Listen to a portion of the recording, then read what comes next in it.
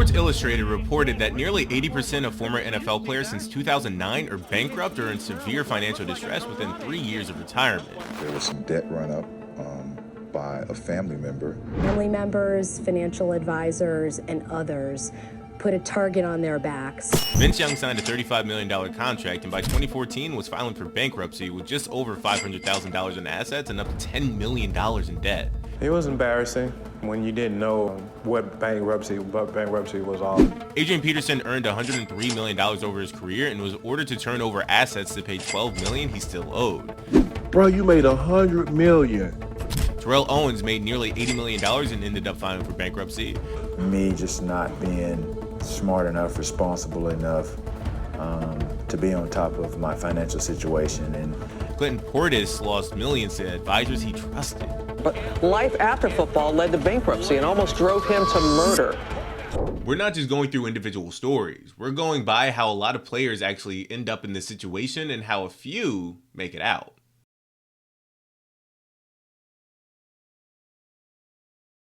When you hear that an NFL player signed for a $100 million contract, you assume that the money's going to last forever. But according to Odell Beckham Jr., that's actually not true. A big signing bonus gets paid out quickly, but the rest of the money spreads across years in smaller installments. Odell went on the Pivot podcast and laid out exactly what a $100 million contract looks like after taxes and fees.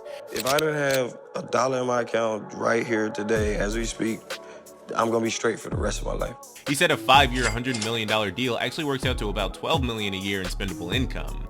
If you're spending $4 million a year, which sounds reasonable to him, when you're making $12 million, that's $40 million over 5 years might only last you 15 years after your career ends. It's not a small haircut. We're talking about millions disappearing before the player ever even sees a dime. A $30 million contract might actually put $14 million in the player's pockets over 4 years. That sounds like a lot until you realize the player is expected to live on that for the next 50 years after retirement. He was essentially saying that's not including buying the houses, supporting family members, paying for cars, covering medical bills, and dealing with injuries that cut your career short. Now, Shannon Sharpe pushed back on this on Nightcap, saying $60 million should last a lifetime if you're smart about it. The career window is short. The average NFL career is about 3.3 years according to the NFL Players Association. Most players don't get multiple big contracts. They really get one chance at a large signing bonus, and then their money drastically drops year over year as they get older or more injured. A running back might be worth $10 million at age 25. At 32, after 2 knee injuries, teams might offer him $2 million with no guarantees. And players have to plan for a life that could last another 50 years after they stop playing. The trap is that the lifestyle gets locked in during those peak years. A player signs a big contract at 24, buys a house, leases the cars, hires the staff. Then the contract ends and the money slows down, but the bills don't. The mortgage stays, the car payments stay, the people who depended on you still need your help. Suddenly the math that seemed fine during your good years stopped working. The house that seemed affordable on a $10 million signing bonus looks very different when the next contract is only $3 million guaranteed. This is the foundation you need to understand before we get into the individual stories. The money looks bigger than it is. It comes in over a shorter window than players expect. And the lifestyle costs more to maintain than they budget for. Every single player we're talking about ran into some version of this math problem.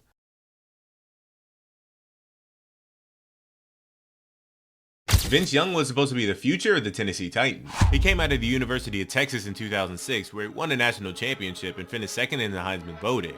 The Titans made him the 3rd overall pick, and he signed a 6-year, $58 million contract with $25.7 million guaranteed. By his 2nd year, he was a Pro Bowler. He could make any throw, could extend plays with his legs, and he looked like a franchise quarterback. Then it all fell apart. Football story matters here because it sets up the financial story. Young wasn't just a marginal player who never made any money, he was a legitimate starter who earned it. And that makes what happens next more instructive and not less. Vince developed a serious spending problem that nobody around him tried to stop. He spent $5,000 a week at the Cheesecake Factory. It's $260,000 a year just for one restaurant. One time he dropped $15K on a single meal. He bought out every seat on a Southwest airline flight because he wanted privacy for himself. When you have that kind of money and no system in place to protect it, it disappears faster than you think. And the people around you, the ones who are supposed to be protecting you, they're not telling you to stop. They're enjoying the ride too. The real damage came from the people Young trusted with his money. He hired his uncle as his manager, and that uncle managed to lose or steal millions of dollars through forged signatures, mysterious investments, and business deals that Young never approved. Once a payment of $600,000 actually went out from his deposit account. He was being deposited into a business that he didn't even know existed. Young's own uncle was taking money from him through deception, and by the time Young found out, it was too late. This is the part that should probably make everybody angry. Young came from nothing. He grew up in Houston without much. His uncle was his family. He trusted him because that's what you're supposed to do with family. And that trust was exploited systemically over years. Forged signatures on documents, money flowing out of accounts to people he never met. By the time anyone caught it, the damage was done. In 2014, just 1 year after the Packers decided that Young's personal problems were bigger than his football talent and released him, he filed for Chapter 11 bankruptcy. His assets totaled just over $500,000. His debts reached up to $10 million. A former college star, a Pro Bowler in the NFL, someone who lived up to that dream that millions of kids want, was pushed so far into financial debt that he felt helpless once again. The guy who once seemed like he would run the NFL for maybe a decade ended up working at a steakhouse that bore his own name. Eventually that closed. He took a job as a special assistant in Texas for less than $100,000 a year. And something similar would happen to another player from that time.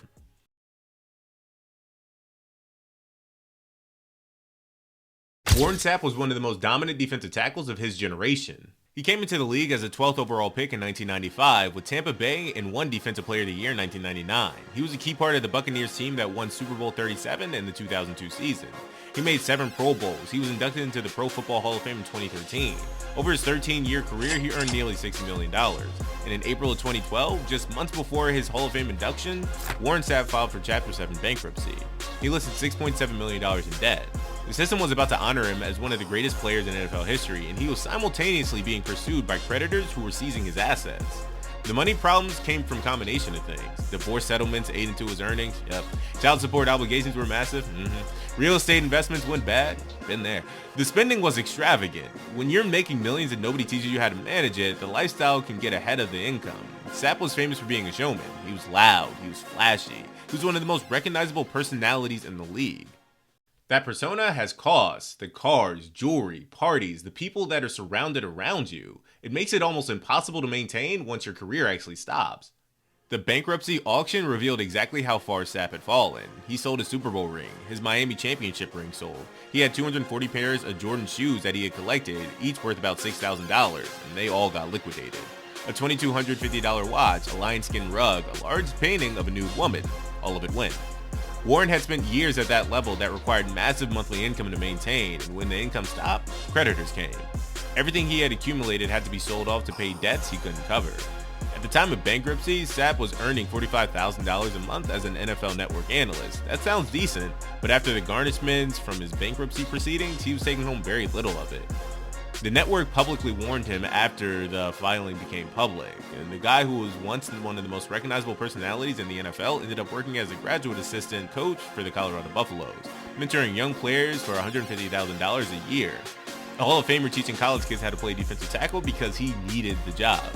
And that's the reality of what happens when the money runs out before the life does. However, if you're enjoying this type of content, I'd really appreciate it if you all subscribe. It helps let YouTube and myself know that you all want to see more things like this. Now let's get back into it.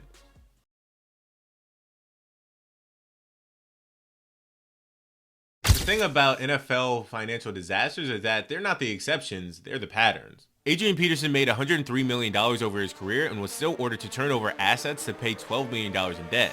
He played for 15 seasons. He won MVP in 2012. He made 2 Pro Bowls. He's one of the greatest running backs in NFL history. $103 million, and he still owed $12 million when it was all said and done. The money was somehow gone, despite being paid more than most people will earn in 100 lifetimes. Peterson came from a background of significant poverty. He had a large family. He had family obligations to many people. And somehow, some way, he lost his way and his money. Terrell Owens earned nearly $80 million over 16 seasons. He was a 6-time Pro Bowler, 5-time first-team All-Pro, and should have been a first-ballot Hall of Famer. He filed for bankruptcy in 2012. Owens had multiple houses and condos with combined mortgage payments of $750,000 per month. He bought an entertainment complex in Alabama for $2 million. When the housing market crashed, the renters disappeared and the income that was supposed to cover the mortgages dried up. He lost almost everything despite making that $80 mil. T.O. was one of the most talented players of his generation, and he spent years with the NFL fighting about his legacy. Then he spent years fighting with creditors about money he no longer had. Clinton Portis earned $43 million over 9 seasons with Denver and Washington. He was a multi-time Pro Bowler, and he was one of the most electric running backs of his era. He He lost over $10 million to investment advisors who were registered with the NFLPA. These were people who had credentials and appeared legitimate. They convinced Portis to invest in an Alabama casino that went bust, and they ran other schemes that drained his accounts. Portis also owed the IRS, casinos, 4 different women in domestic support cases, and at one point even his own mother nearly $500,000 because one of his advisors took out a loan against her house without telling him. The betrayal from the people he trusted was not just financial, it was personal. His own mother lost her house because of the decisions made by people who were supposed to be protecting his money. The pattern is not only about individual stupidity, it can be about systems and structures. Players who come from poverty with no financial education, they get handed large sums of money at 23, 24, 25, and the people around them change. The advisors, family members, friends, everyone wants a piece, and the career is so short that there's no margin for error. When you have a 3-year window to earn what you will live on for the next 50 years, every bad decision has catastrophic consequences. There is no room for one bad investment. There is no room for one betrayal, and yet those things seem to happen pretty often in this league. But before we get back to the show, a quick word from our sponsor, Prize Picks. The football preseason is officially here, and there's no better place to run your game than Prize Picks, America's #1 sports pick app. We've got star players on new teams and an incredible rookie class ready to take over as we get ready for the biggest football season yet. What I love about Prize Picks is that you don't have to just stick to week action. You can lock in full season picks right now on player projections. I already put together a 3-pick lineup that I'm locked into for the season. Currently, I got Dak Prescott at more than 4,024.5 passing yards, Bijan Robinson at more than 1,149.5 rush yards, and Caleb Williams at more than 3,599.5 passing yards. Building your lineup is super easy. You just pick more or less on 2 to 6 player projections, submit your lineup, and follow your progress all year long right inside the app. Plus, Prize Picks is available in all 50 states, including California, Texas, Georgia, and Florida. Download the app today and use code CLNS to get $150 instantly in lineups if you win your first $5 lineup. Again, that's download the app today and use code CLNS to get $150 instantly in lineups if you win your first $5 lineup. And I'm going to say that actually one more time. That's $150 instantly in lineups if you win your first $5 lineup. Prize Picks, America's #1 sports pick app. Now let's get back into it.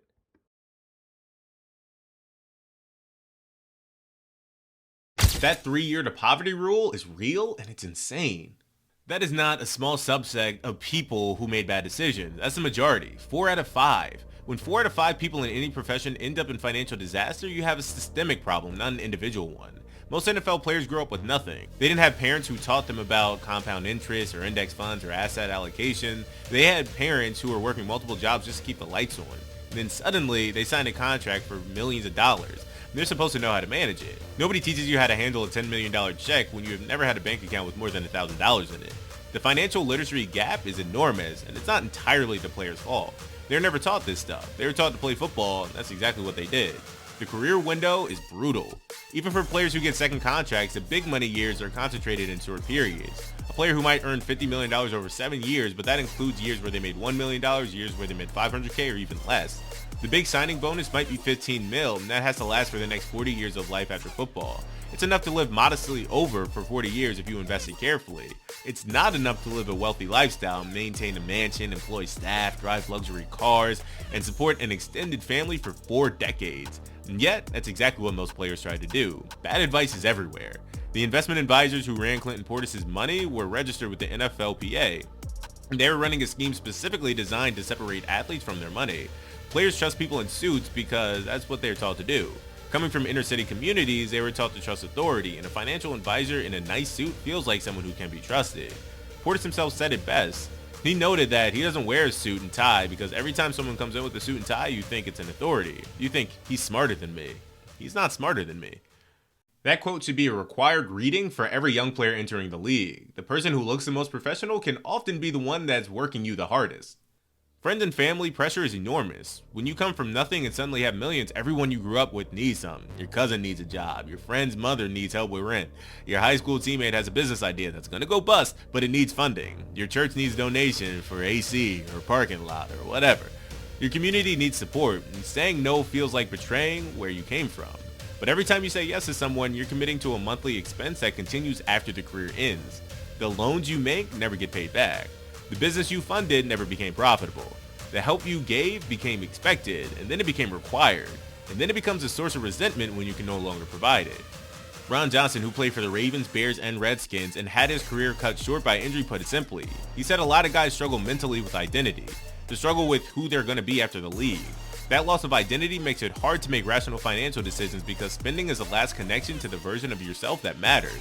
If you've been a professional athlete since 22 and then that ends at 27 or 29, you're left trying to figure out who you are without that type of thing. And that identity crisis costs money. The cars, party, lifestyle, those are all things holding on to the person you once were when you thought you mattered. And the cost of holding on to that is financial disaster for most.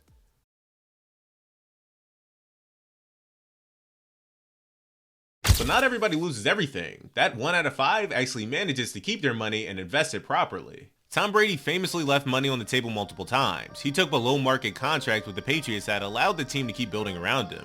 Those decisions looked like sacrifices during his career, but they meant the Patriots won more Super Bowls, which meant Brady's brand grew larger, which meant his post-football career earning power exploded.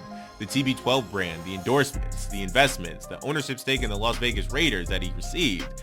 His total post-football empire is worth more than he would have made by squeezing out every dollar of his playing contract. Roger Staubach came into the NFL in the 1960s and made his money the old-fashioned way. He invested it carefully, built businesses after his career ended, and became one of the most successful NFL players in NFL history post-career earnings, being worth over $600 million now. He was patient with his money and treated it like a tool for building long-term security rather than being a score to be tailed. Staubach didn't try to impress anybody with his spending. He didn't buy things to show people he had made it. He built things that would keep producing income long after he stopped playing. Russell invested throughout his career. He built businesses, he had really good real estate structure deals, and a lot of endorsements. And he married Sierra, which definitely helps. Wilson was criticized at times for being too focused on his brand and his business, but that approach left him in a position where his post-football income is almost guaranteed to dwarf what he made playing. Russ treated his career like a platform for building permanent wealth, not like a destination where he would finally have enough money to stop. The NFL is designed to extract money from players. The contracts look massive until you do the math. The careers are short, the advice is often bad. The people around you change when money enters the picture. Without education and intentionality, the odds are against you. The 3-year rule is a prediction. It's a pattern. Nearly 80% of former players face financial disaster because the system makes it almost inevitable. So there you have it. Watch this next video if you haven't already and subscribe if you're new. Thanks for watching.